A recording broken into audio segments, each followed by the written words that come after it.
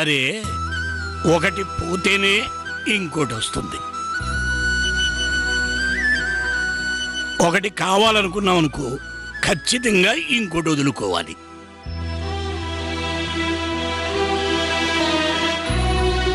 ఇంతకాలం ఆ సత్యమే ఈ సత్యాన్ని నడిపిస్తుంది.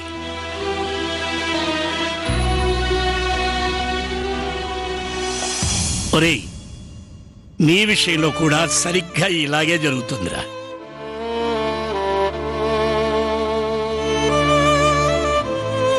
చదువు అనే అదృష్టం పోయింది, దుర్గమ్మకి కోడలయ్యే అదృష్టం వచ్చింది.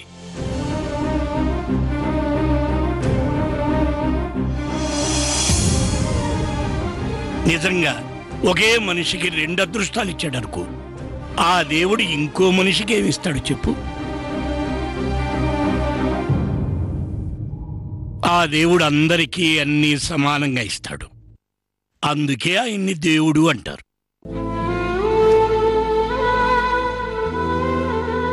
పోనీలేమ్మా, చదువు పోతుందే అని నువ్వు బాధపడుతూ కూర్చోకుండా ఓ మంచి నిర్ణయానికి వచ్చావు. చాలా సంతోషంగా ఉందిరా.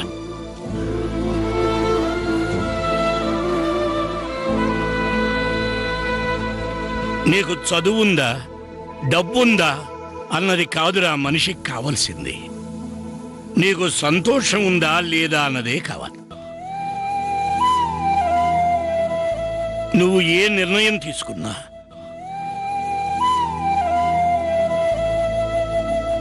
నువ్వు సంతోషంగా ఉంటే చాలమ్మా, ఉంటే చాలు.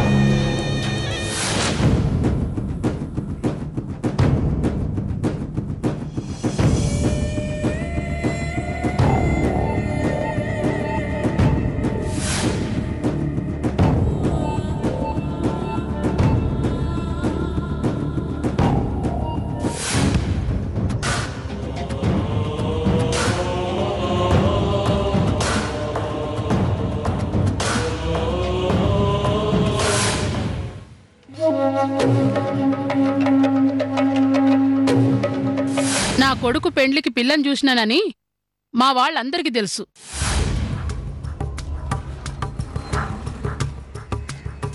పద్మావతిని తెలియదు.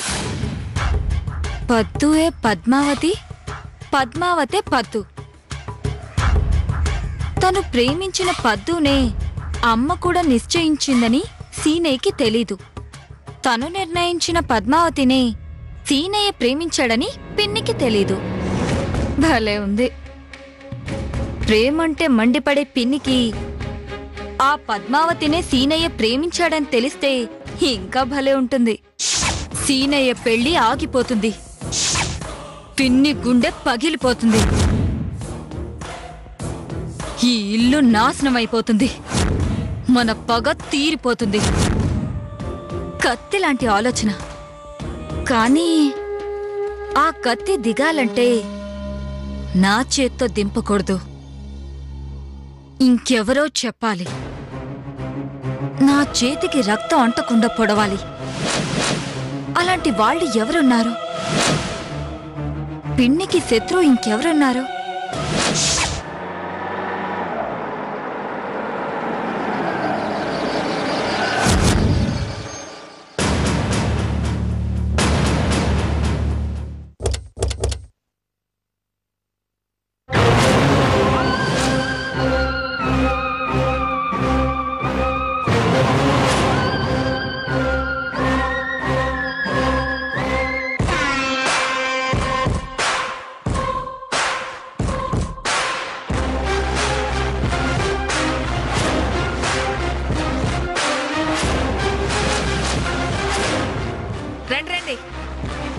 రండి.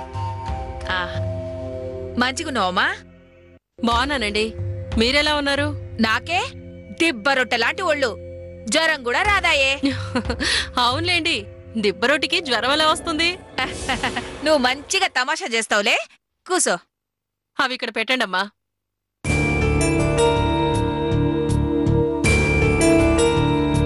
మీరెళ్ళి కారు దగ్గర వెయిట్ చేయండి. ఏందమ్మా గివన్నీ? మీ అమ్మాయి కోసం తెచ్చాను. మా సరసుకే? ఎందుకమ్మా గివన్నీ? భలేవారే. మీ అమ్మాయి పెళ్లికి మొదటి శుభలేఖ నాకే ఇచ్చారు. మీరింత అభిమానం చూపిస్తుంటే నేను ఆగ్గలనా? మిమ్మల్ని ఓసారి చూడాలనిపించింది. పెళ్లి వాళ్ళింటికి ఉత్త చేతులతో వస్తే బాగుండదని మీ అమ్మాయి కోసం తెచ్చాను. మీ అమ్మాయికి తినడం ఇష్టం కదా, అందుకే ఇవి తెచ్చాను. అమ్మా, ఏంది బిడ్డా? బాగున్నావా సరసు? పెళ్లి దగ్గర పడినట్టుందిగా. అబ్బో, ఎంత సిగ్గో. బిడ్డ సరసు, గివన్నీ నీకోసమే తెచ్చిండ్రే. ఏంటండి మీరు కూడా? పెళ్లికి ముందు నేను సన్నగవ్వాలనుకుంటుంటే గట్లని నోరు కట్టుకోలేవు కదా. అయినా గావిడంత ముచ్చటబడి తెస్తే నువ్వు అట్లంటవేందే? లోనికి తీసుకపో. ఇంతలో చీవలు తినేయవులేండి. సరస్సుని కాసేపు ఉండనివ్వండి.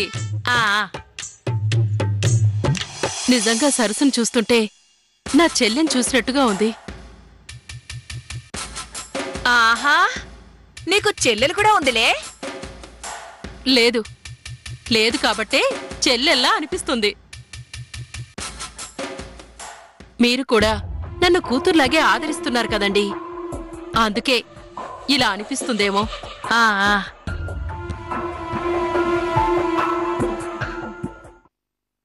తులసి, నే పొలానికి పోయేస్తా. అలాగే. నువ్వే నయమమ్మా. కూతురివి కాకపోయినా కూతుర్లా చూసుకుంటున్నానన్నావు. కానీ నిజంగా కూతురు వరుసైనోళ్ళు కూడా గట్ల అనుకోవడంలే.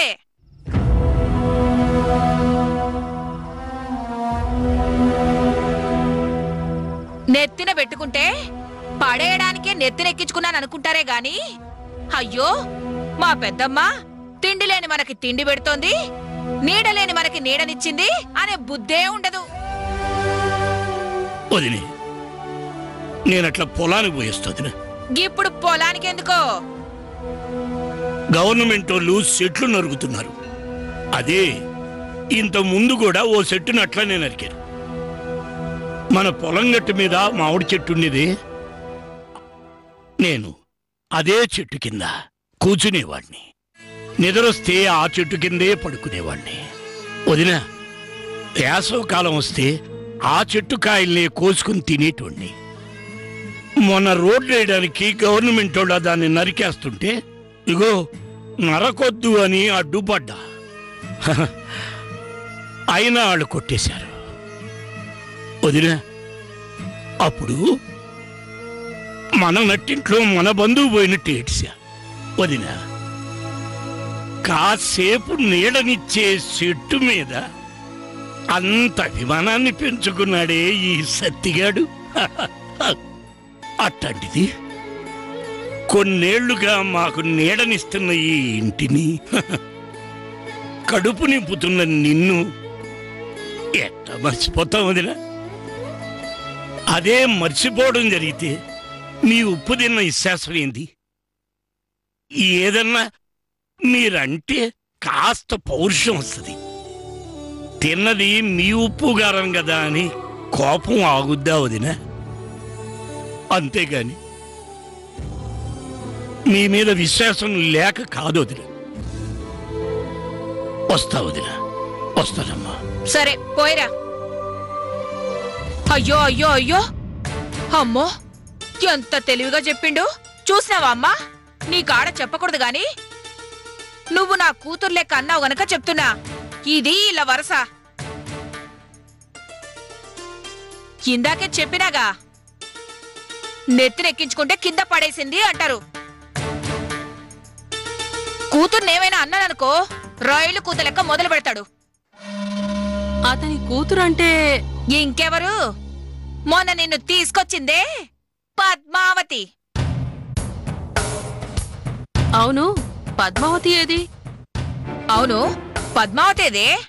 నేను బట్టలు ఉతకమని చెప్పినాను, బయట కూడా కనపడతలేదు. అమ్మో అమ్మో అమ్మో, మళ్ళా గట్టించట్టు ఎటో వెళ్ళిపోయినట్టుంది. ఎక్కడికి పోతుంది ఏమో, ఎవరికి తెలుసు? ఎక్కడెక్కడికో పోతుంది, ఆడికాడికో వెళ్ళొస్తుంది.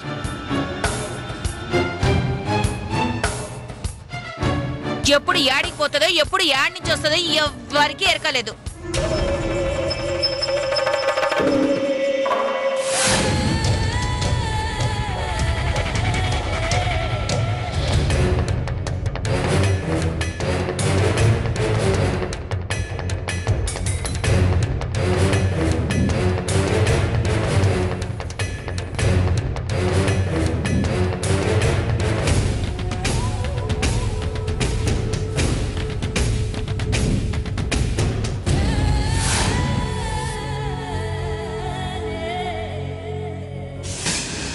పెద్దమ్మా,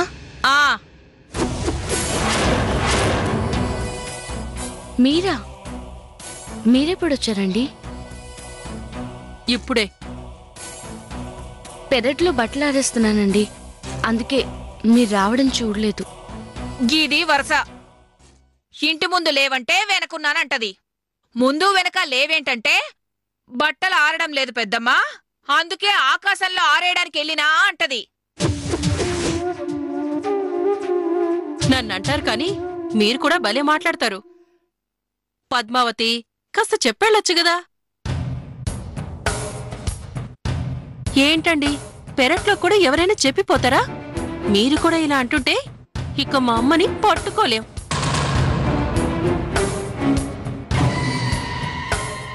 పద్దు, అమ్మ సంగతి తెలుసు కదా, నువ్వు లోపలికి పో.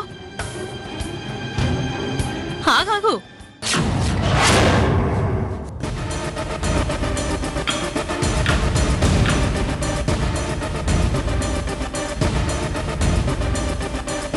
పద్మావతికి కూడా ఓ బహుమతి తెచ్చాను.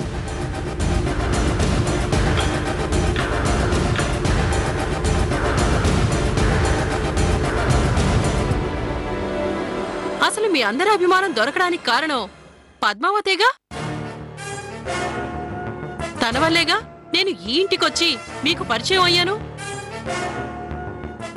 అలాంటప్పుడు నీకు బహుమతి తెచ్చి పద్మావతికి తేకుండా ఉంటానా?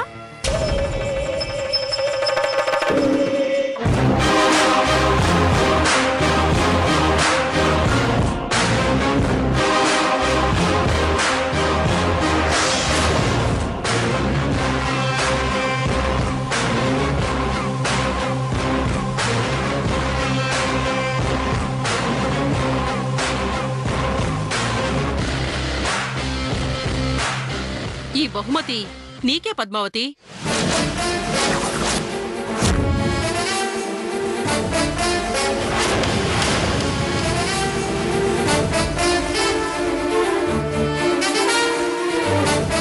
తీసుకో పద్మావతి. ఇది నాకెందుకండి? ఎందుకేమిటి? ఇది ప్రేమకి గుర్తు.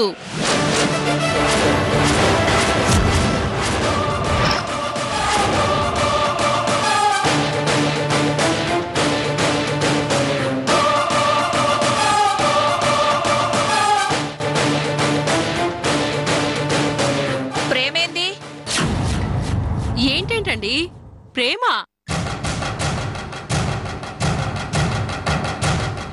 ఇది నా ప్రేమకి గుర్తుగా ఇస్తున్నాను. గంతేనా? లేకపోతే పద్మావతి ఈ అబ్బాయి ప్రేమలోనైనా పడిందని అనుకున్నారా?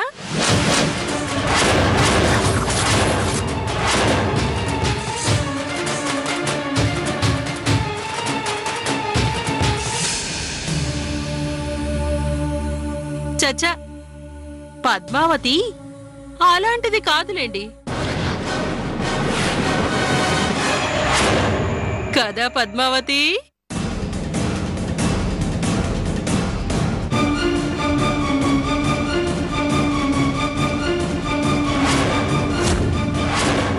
నేను గట్లేమనుకోలే.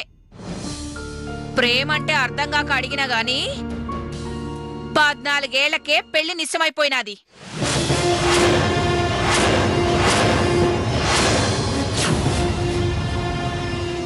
ఇంకా ఇప్పుడేం ప్రేమలో పడుతుంది? ఎవరి ప్రేమలో పడుతుంది?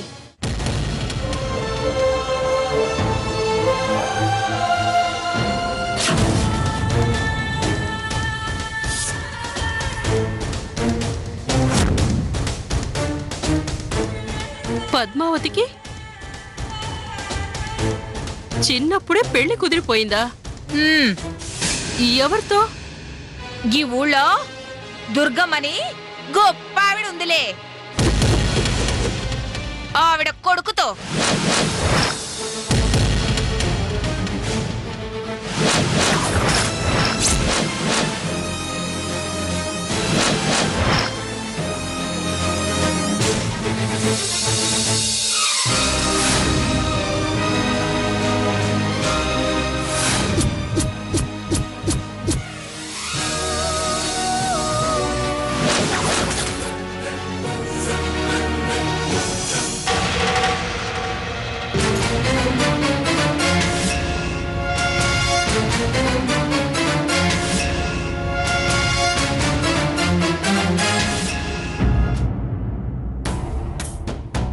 దుర్గమ్మ కొడుకంటే పెళ్లి కావలసినవాడు సీనయ్య ఒక్కడే. పద్మావతి ప్రేమిస్తున్నది సీనయ్యనే. కాని ఈవిడేమో ఏమీ తెలియనట్టు ప్రేమాదోమ ఏమీ లేదంటుందేంటి? అంతా కన్ఫ్యూజన్గా ఉంది. ఏమైనా నాకు కొత్త విషయం తెలిసింది. పద్మావతి దుర్గమ్మకి కాబోయే కోడలు. చూద్దాం, ఈ పాయింట్ ఏమైనా వర్కౌట్ అవుతుందేమో. ఏమైనదమ్మా? గట్లయిపోయినవేంది? ఏం లేదు, అంత చిన్నప్పుడే పెళ్లి నిశ్చయించారంటే ఆశ్చర్యంగా ఉంది. ఓహో గదా, మా ఊళ్ళో గంతేలే. పెద్ద మనిషి అయినప్పుడే ఇష్టమైన వాళ్ళు కోడల్ని చేసేసుకోవచ్చు. గట్లనే పద్మావతిని కూడా గా దుర్గమ్మ కోడల్ని చేసుకుంది.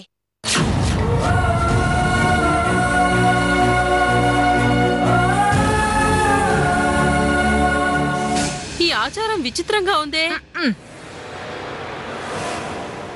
ఏదేమైనా నీకు పెళ్లి కుదిరిపోయిందన్నమాట. మరి పెళ్ళెప్పుడు? నా కూతురు పెండ్లైనాక దీని పెళ్ళంట. అయితే పద్మావతికి ఈ ప్రేమ గుర్తుతో పనిలేదన్నమాట. ఏం పద్మావతి?